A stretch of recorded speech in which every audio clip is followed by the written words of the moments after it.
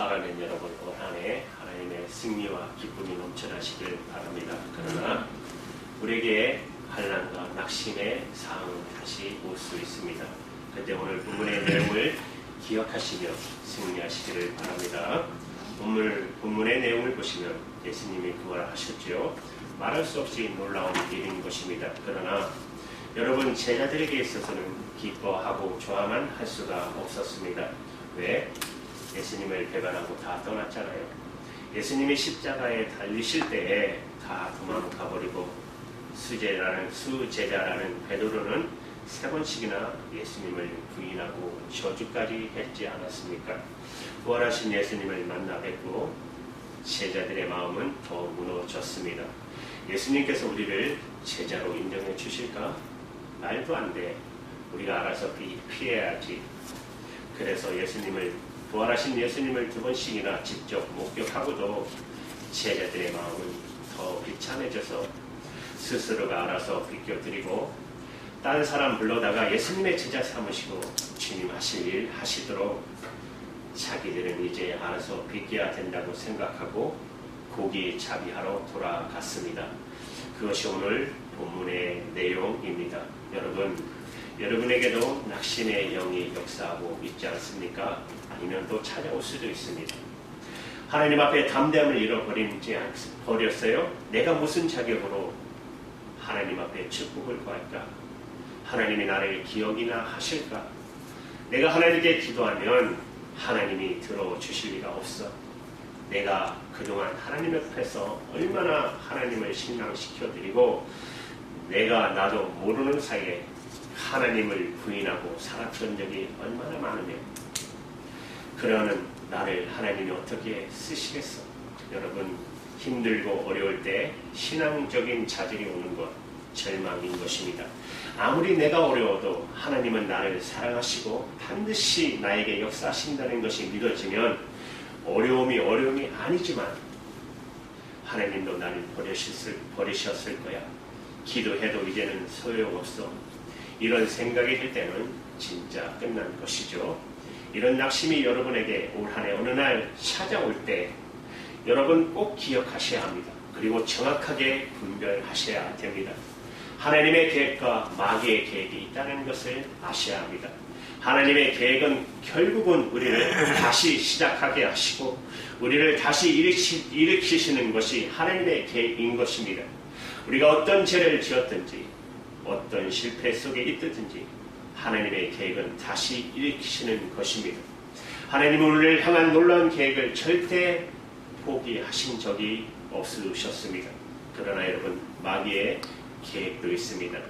마귀의 계획은 우리를 완전히 주저앉히는 것입니다. 우리의 실패와 우리의 죄로 인해서 다시는 일어나지 못하도록 우리를 주저앉히는 것.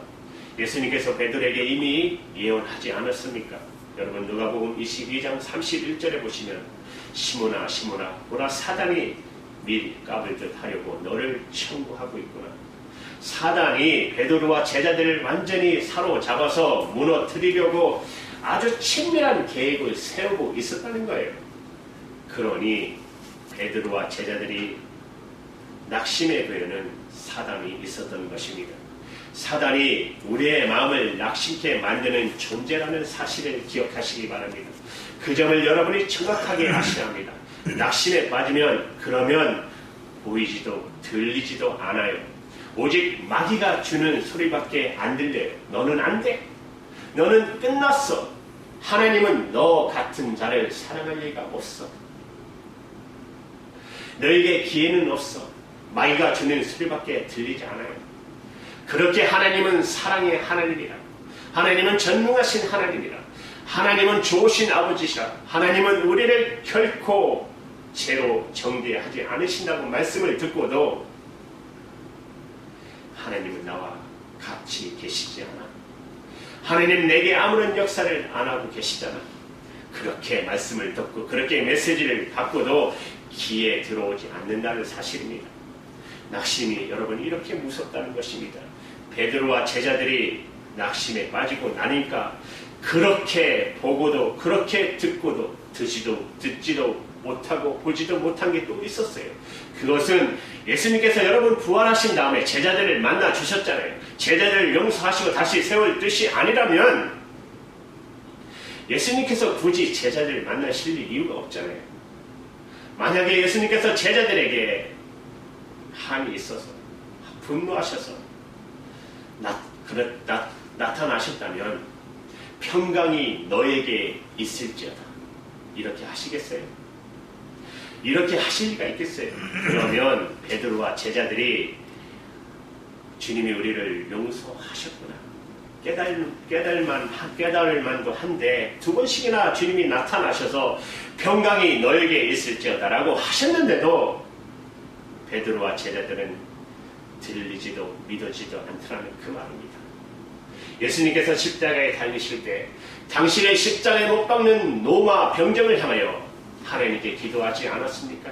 하나님 아버지, 저들의 죄를 사하여 주시옵소서. 지금 저들이 하고 있는 그 일이 무엇인지를 알지 못하기 때문입니다. 그랬던 예수님이라면 제자들이 다 도망가고 예수님을 부인했던 그 죄도 왜 주님이 용서하셨다고 왜 믿지 못합니까? 예수님께서 이미 베드로에게 예언하시기를 그러니까 너를 위하여 내 믿음이 떨어지지 않기로 기도하였으니 너는 돌이킨 후에 내 형제를 굳게 하라. 예수님이 이미 베드로에게 어떤 시험을 당할지 이미 말씀하셨고 그리고 그 시험에 베드로가 다시 일어나기를 기도하셨다고 말씀해 주셨어요. 그런데 낙심에 빠지고 나면 세상 없는 말씀을 주셔도 그 말씀이 귀에 들어오지 않고 마음에 믿어지지 않는 것입니다. 낙심은 우리 믿음을 빼앗아 가는 것입니다. 한쪽만 보게 하고 한쪽만 듣게 하는 것입니다. 성경은 분명히 우리에게 말씀하시기를 예수님은 우리 모든 죄를 사하셨다. 여러분 정말 믿으십니까? 우리가 어떤 죄인이다 할지라도 우리는 이제 하나님의 자녀가 된 것입니다. 하나님은 우리를 사랑하신다는 것입니다. 하나님은 절대로 우리를 떠나지 않으실 것이죠. 여러분 이것을 정말 믿으시기 바랍니다. 이것이 바로 예수 믿는 가장 기본입니다. 그런데 베드로와 제자들은 예수님을 3년씩이나 따라다녔고 그렇게 주님의 말씀을 많이 듣고 주님이 직접 말씀하셨잖아요. 그렇게 듣고도 부활하신 예수님을 목격해 놓고도 베드로와 제자들은 믿음의 가장 기초 예수님은 우리의 모든 죄를 사하시고 하나님은 우리를 어떤 형편에서도 우리를 사랑하시고 하나님은 우리를 절대 떠나지 않으신다는 그 믿음이 없었다는 것이에요. 베드로는 주님도 나를 버리셨을 거야. 내가 알아서 비껴 드려야지. 무슨 면목으로 하나님께 내가 나갈 수 있겠어. 기가 막힌 것이죠. 믿음 하나 갖기가 이렇게 어렵다는 것입니다. 우리가 평소에는 믿습니다. 내 모든 죄 다 사하시고 하나님 나 사랑하시고 주님 언제나 나와 함께 계시고 그러니까 다 믿는 것 같은데 진짜 믿는지 안 믿는지는 여러분 낙심스러운 환난이 닥치면 여러분 형편에 빠져봐야 안다는 것이에요. 그때 믿어지는 것이 진짜 믿음인 것입니다. 주님은 나를 버리지 않으셨고 하나님은 나를 버리지 않으셨고 하나님은 나를 여전히 사랑하시고 지금도 나와 함께 계시다. 기가 막힌 수렁에 빠졌어도 우리 주님은 우리가 어떤 처지에서도 어떤 형편에서도 주님의 사랑과 용서 하나님이 우리를 향한 축복의 계획을 믿으시기 바랍니다. 여러분 낙심이 죄인 거 아십니까? 여러분 사랑하는 가족에 낙심이 빠진 것을 경험해 보신 적 있습니까? 내가 보기에는 얼마든지 일어날 수 있는데 내가 보기에는 아직도 가진 게 더 많은데 이렇게 절망하고 삶을 포기할 이유가 없는데 그런데도 나는 끝났다고 말하고 이제는 더 살 소망이 없다고 그러면서 주저앉는 보는 가족의 심정 여러분 경험해 보셨나요? 낙심은 주위에 있는 사람들에게 나를 사랑하는 사람에게 얼마나 많은 고통을 주는지 모릅니다. 부부 사이에도 자녀들, 부모님, 형제들, 사랑하는 친구가 낙심에 빠졌을 때 여러분 어떻게 일으켜 줄 수 있나요? 마음이 무너진 사람을 어떻게 일으켜줄 수 있을까요? 여러분, 낙심은요, 그것은 무서운 죄인 것입니다. 수많은 주위의 사람들의, 사랑하는 사람들의 마음을 무너지게 하는 것입니다.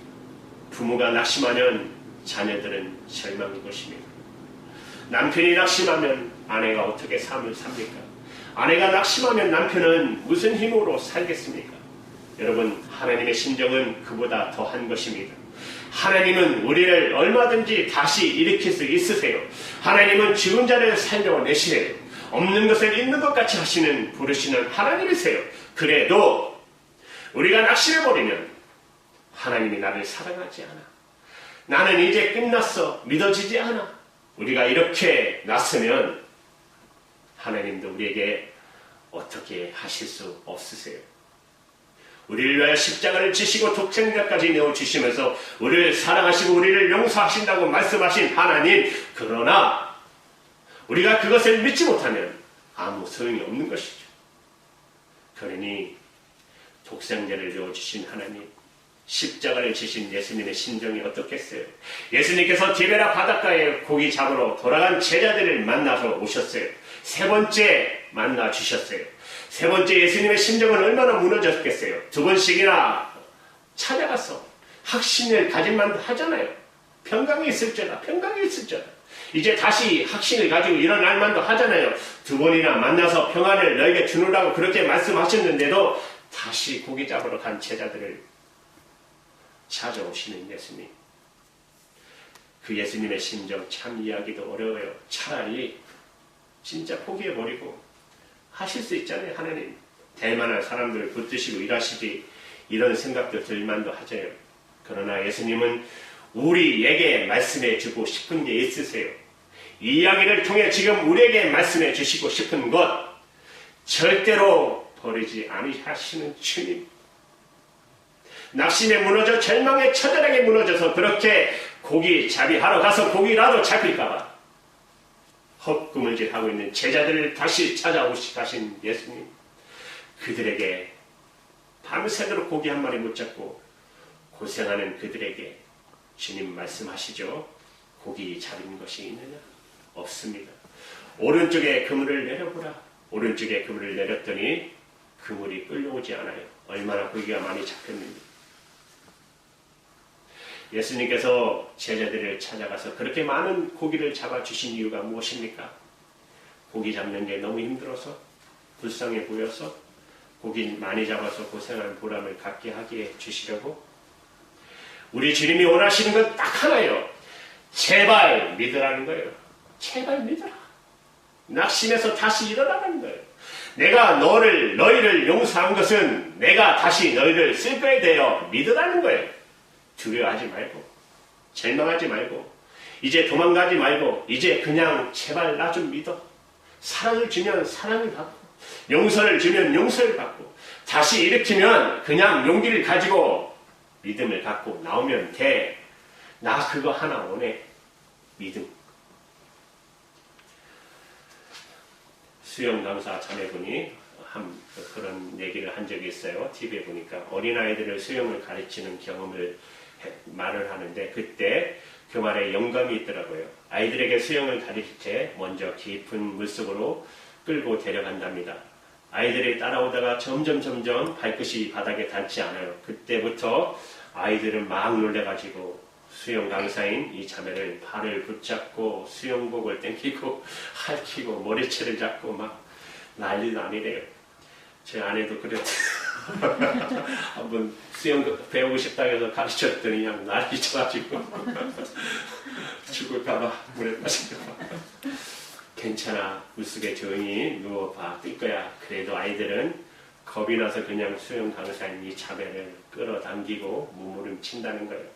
그러다가 갑자기 자기 몸이 뜨는 것을 경험할 때, 물이 오히려 자기를 받쳐주면서 자기가 물속에서 떠있는 것을 경험할 때, 그 아이의 얼굴이 큰 두려움에서 사로잡던 아이의 얼굴이 싹 펴지면서 놀라운 감동, 자기가 물에 뜬다고 하는 것에 대한 믿음 때문에 일어나는 얼굴의 미소를 보는 순간에 그렇게 감격스럽다는 것입니다.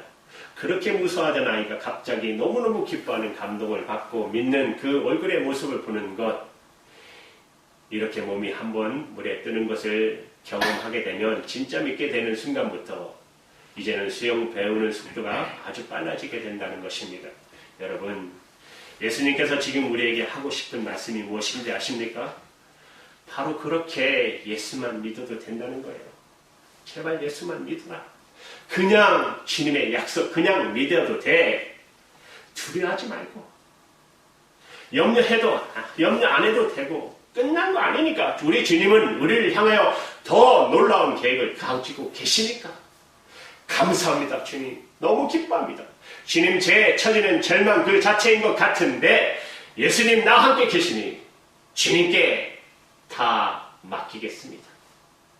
우리가 진짜 믿음으로 두려움도 염려도 없고 기쁨과 감사가 내 안에 일어나는 그 믿음에 대한 체험, 그 눈이 띄는 역사를 우리 주님이 그렇게 원하시는 것입니다. 그때부터 우리의 삶은 달라지지 않습니까? 내가 진짜 믿음을 경험하는 순간에 예수님을 정말 신뢰하고 주님께서 완전히 맡겨지는 그때 주님의 역사하는 삶이 이루어지게 된다는 것입니다. 이 시간 디베라 바다에 빈 그물지만 하던 그 제자들에게 찾아오시는 예수님, 오늘 우리에게도 똑같이 하십니다. 어떤 형편과 처지의 상황은 다르지만 내 마음이 무너지고 절망되고 답답한 그 상황은 똑같지 않겠습니까? 하나님이 나를 향하여 무슨 큰 계획이 정말 있으실 걸까? 나는 하나님 앞에 쓰임받는 그런 존재가 못 되는데 벌써 낙심해 온 것이죠.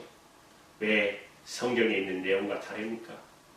그때 우리 주님은 또 오시는 것이에요. 우리 주님이 원하시는 것은 오직 하나, 믿음을 갖게 해주시기 위해서 우리를 찾아오시는 것입니다.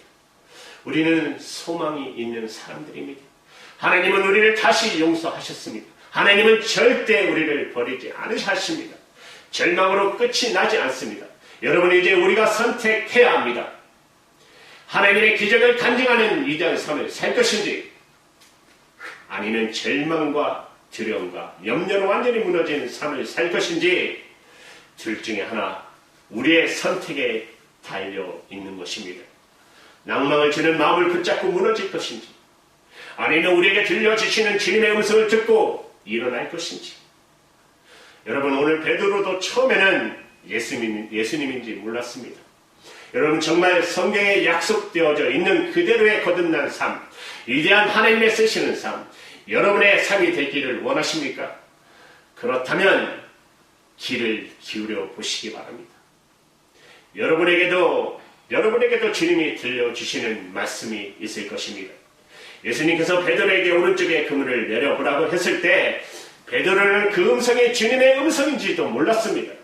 그냥 어디엔가에 들려오는 소리가 그 배 오른쪽에 그물을 내려보라. 그리고 자기도 모르게 그 음성에 순종해서 그물을 내렸더니 큰 고기 153마리가 잡혔습니다. 우리에게도 똑같이 예수님은 우리 안에 계시기 때문에 우리에게 똑같이 우리 속에서 말씀하고 계십니다. 여러분이 절망과 실패에 좌절에 매지 않고 주님을 부르고 주님의 음성에 귀 기울이기를 원한다면 여러분에게도 들려주시는 음성이 있을 것입니다. 기도하라. 주님께 나와라. 내 죄를 회개하라. 믿음의 사람과 연합하라. 찬양하라. 기뻐하라. 용서하라. 주님께서 여러분에게 주시는 말씀이 있습니다. 그 말씀에 순종하게 되는 순간부터 저와 여러분의 인생은 회복의 기적이 일어나는 것입니다. 살아낸 여러분, 믿음의 눈을 가지고 정신 똑바로 차리고 주께 귀를 기울여 보면 주님의 말씀이 우리에게 들려오기 시작하실 것입니다. 여러분에게 들려주시는 주님의 말씀이, 살아낸 여러분, 저는 그동안 하나님 앞에 나는 안 돼요. 나는 하나님 못해요. 하나님, 저는 자격이 없어요. 수없이 하나님께 부르짖었어요. 습관적인 죄로 무너졌을 때, 또 죄를 똑같은 죄로 무너졌을 때 하나님 저 이런 사람입니다. 설교하고 좌절감이 들었을 때, 설교 말씀대로 살지 못할 때, 하나님 저 못한다고 하지 그러지 않았습니까?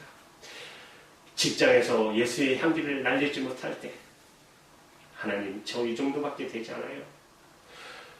오직 성도 중에 혹시나 저 때문에 상처받아 쓸까봐 걱정될 때 하나님 보셨잖아요. 나 이런 자예요. 제가 못한다고 하지 않았습니까? 저는 하나님께 저를 목회자로 쓰실 거면 능력을 주셔야지. 저 자신의 힘으로는 아무것도 못하는데 왜 자꾸 목회하시는지 몰랐어요. 저는 저 자신의 부족함만 보였습니다. 그때 주님이 말씀하셨어요. 내가 내게 베푼 것들을 보라. 저는 그때 비로소 하나님이 내게 이미 주신 것들이 많다는 것을 그때 눈이 뜨이기 시작했습니다. 내가 내게 이미 베푼 것을 보라. 정말 끝도 없이 많았습니다. 하나님이 제게 주신 것, 특별히 십자가의 은혜와 성령님이 제 안에 오신 것과 그것만으로도 저는 충분했습니다. 제게 없는 것은 1%밖에 라면 하나님이 제게 주신 것은 99%였습니다. 정말 저는 받은 것이 너무 많았습니다. 여러분 그렇지 않습니까? 저는 낙심이 될 때마다 십자가를 붙잡습니다. 사실 여러분 그거 하나면 충분합니다. 주님 저는 십자가에 호소합니다. 주님 저는 십자가만 붙잡습니다. 그러면 제 부족한 것은 다 사라집니다. 여러분 부모님 아닙니까? 여러분 자녀들에게 주고도 또 주고 또 베풀어도 모질라지 않습니까? 하나님이 저와 여러분에게 얼마나 우리 아버지신데 얼마나 많이 주셨는데 나는 항상 없는 것 몇 가지 붙잡고 절망하는 것입니다. 하나님 내게 주신 것을 보는 눈만 떼고 나면 얼마나 주신 건지 아는지 모르잖아요. 여러분 낙심의 영 여러분의 마음이 아직도 사로잡고 있습니까? 아니면 올 한 해 그런 낙심의 상황이 올 수 있습니다. 그렇다면 여러분 오늘 베드로를 보세요. 제자들을 보세요. 베드로는 대실패자였습니다. 그러나 그는 위대한 사도가 되었습니다. 이 시간 기도하십시다. 낙심을 꾸짖으세요. 지금 여러분 안에 있는 낙심을 예수님의 이름으로 물러가라고 하시기 바랍니다. 예수의 이름으로 명하노니 우리에게 주는 모든 낙심의 상은 떠나갈지어다. 여러분 선포하시기 바랍니다. 그리고 주님을 붙잡으세요. 하나님의 십자가를 붙잡으시기 바랍니다. 그리고 날마다 기쁨으로 승리하는 삶을 살아가시는 저와 여러분 되기를 주님의 이름으로 축복합니다. 기도합니다.